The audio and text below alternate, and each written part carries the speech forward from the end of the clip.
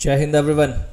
एक बहुत बड़े अपडेट के साथ एक बार फिर से सभी सेंटर्स पर मेडिकल का जो एग्जामिनेशन चल रहा है, एयरफोर्स के फेज़ सेकंड के लिए गए कैंडिडेट अभी फेज़ थर्ड में एंट्री ले रहे हैं। कुछ का मेडिकल हो गया है और चल रहा है, बाकी अभी फेज़ सेकंड भी होना है कुछ का, और फेज़ थर्ड भी होना है गाइस। तो चलिए आओ मिल करके इन सभी पहलुओं पर चर्चा करते हैं। बैक टू बैक एस्पेक्ट्स की बात करते हैं गाइस। सभी सेंटर्स पर जो चीज़ें कॉमन निकल करके आ रही बच्चों के द्वारा, इन चीज़ों का स्पेशली हमें ध्यान रखना है। और छोटे मोटे जो पॉइंट्स आपके बनने चाहिए उनको आप अवॉइड कर सकते हैं, और इसी वे में पहली बार में आप ग्रीन कार्ड लेकर के और आगे के लिए फॉरवर्ड हो सकते हैं। तो गाइस ऐसा है कि पहले मैं बता दूं कि मेडिकल का प्रोसेस होता क्या है। मेडिकल में सबसे पहले आपका जो क्राइटेरिया मेडिकल का वो सब चेकअप होता है। उसमें यदि कोई मीन होता है, गुंजाइश होती है, या उनको कुछ सस्पिशियस कोई पॉइंट लगता है, तो वो आपको रिटर्न में एक रेड कार्ड देते हैं जिस पे आप अपील कर सकते हैं। इसका मतलब है कि आपका मेडिकल होना है, रिव्यूड मेडिकल जिसे हम कहते हैं वो होना है। उसका सेंटर कोई भी हो सकता है, डिफरेंट सेंटर आपको मिलेगा।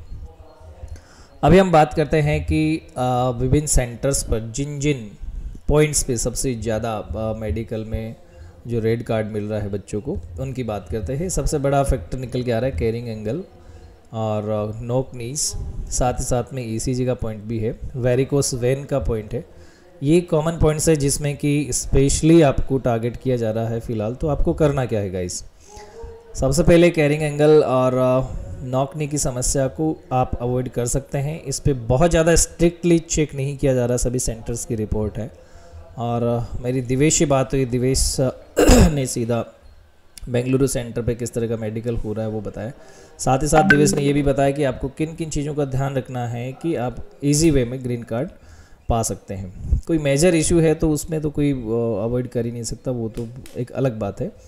बट सिंपली कि भाई ठीक है, पिछली बार जैसा कि हमने देखा था कि लगभग 60-65% कैंडिडेट्स का मेडिकल में क्वालिफाई किया गया था। तो ये एक पहला प्राइमरी टारगेट होता है कि थोड़ी बहुत भी कहीं भी सस्पिशियस ऐसी स्थिति बनती है तो तुरंत उसको एक पॉइंट दे दिया जाता है। इनको अवॉइड करने के लिए आपको क्या क्या करना है, सीधा चलिए मैं टेली कम्युनिकेट करता हूँ आपको दिवेश के साथ। दिवेश ने क्या कहा, चलिए सुनते हैं गाइस। हेलो, जय हिंद सर। जय हिंद दिवेश। किसो बेटा मेडिकल हो गया आज आपका? जी सर, मेडिकल हो गया कंप्लीट, एकदम क्लियर हो गया। हाँ, कल वो थोड़ा सा वो निकलवाया था मैंने परसों वैक्स कान में से, तो उसकी थोड़ी स्वेलिंग थी, बस वो कल दोपहर को एक बार दिखा के आना है और सब कुछ क्लियर है। क्या बात है, बहुत बहुत बधाई हो बेटा, गजब। तो यलंका हुआ आपका? जी सर। ओके, यलंका। तो कितने बच्चे जो हैं अपनी साइड से इधर थे? सर अपनी साइड से एक भूपेश जांगड़ा था और एक मैं था बस, और एक बच्चा और था, उसका नाम ध्रुवाचार्य। उसको तो मैं थोड़ा कम ही जानता हूँ। अच्छा अच्छा अच्छा।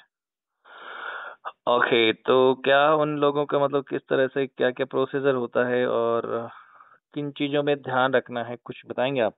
सर शुरू में तो ब्लड टेस्ट हो जाता है, उसमें वो खुद ही बताते हैं कि पहले 14 घंटे पहले कुछ मत खाना, शुगर टेस्ट वगैरह उसमें ब्लड टेस्ट में सब कुछ होता है।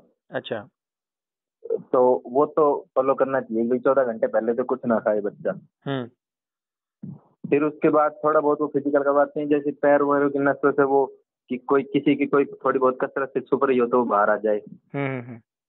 फिर वो टेस्ट हो जाते हैं। फिर हाथ पांव देख लेते हैं, नौकनी वगैरह, हाथ में बैंड वगैरह देख लेते हैं, फिर सर को घुमवा के देखते हैं। उसके बाद ईसीजी होता है, जो हार्ट का टेस्ट होता है वो।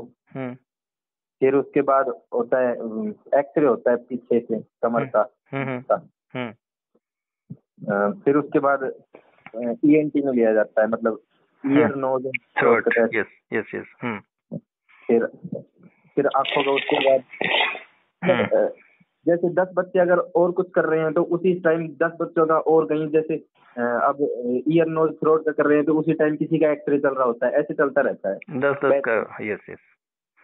और फिर सर वो हो जाता है, टेस्ट नाप लेते हैं। हाँ। और कलर ब्लाइंडनेस वगैरह और आंख से छुपवा के देखते हैं, वो एक बोर्ड होता है ना। यस। हाँ, बस इतना ही होता है, नॉर्मल होता है मेडिकल से सर। तो उसमें चेस्ट में क्या क्या मापते हैं कि 5 सेंटीमीटर फूलना चाहिए, यही ना? हाँ सर, 5 सेंटीमीटर फूलना चाहिए। वो थोड़ा सा पहले तो नीचे से नापते हैं बिल्कुल, जो ये अपने जो होते हैं निप्पल्स होते हैं इनके ज्यादा नीचे से नापते हैं। फिर किसी की अगर 76 नहीं बैठती है ना तो उसका थोड़ा सा ऊपर से माप, मतलब लीनियंट है थोड़ा सा। लीनेंट है, ओके गुड। हाँ तो 5 सेंटीमीटर फुलाना ही है, बाकी चेस्ट का तो वैसे कोई वो है नहीं क्राइटेरिया। हम्म। बाकी और किसी प्रकार के चेकअप जो बच्चों को ध्यान रखने हैं, मतलब क्या क्या करवा के उनको ऑलरेडी प्रिपेयर किस तरह से होके जाना चाहिए? यही है सर, नोकनी में एक तो नोकनी में जैसे मेरा थोड़ा सा प्रॉब्लम था लेकिन मैंने छुपा लिया था उसको। अच्छा अच्छा। मेरा जैसे थोड़ा सा ज्यादा गैप है, 8 सेंटीमीटर तो खैर नहीं है, थोड़ा सा कम है। तो उन्होंने कहा तो मैंने उस वो कुछ लगा के नापते हैं, तो मैंने थोड़ा सा टाइट कर लिया, फिर वो थोड़ा सा और कम हो गया था तो सही बता दिया था। मतलब बच भी सकते हैं अगर चाहें तो। अच्छा, मतलब थोड़ा सा बच्चे को एफर्ट लगाएं तो है। हाँ थोड़ा सा बच सकते हैं, ज्यादा तो अगर वो तो पकड़ भी लेते हैं, वो तो फिर तो वो तो मास्टर है उन चीजों में। सही बात। लेकिन चाहें तो बच सकते हैं थोड़ा बहुत, यस 1% बच सकते हैं। सही बात है, गुड।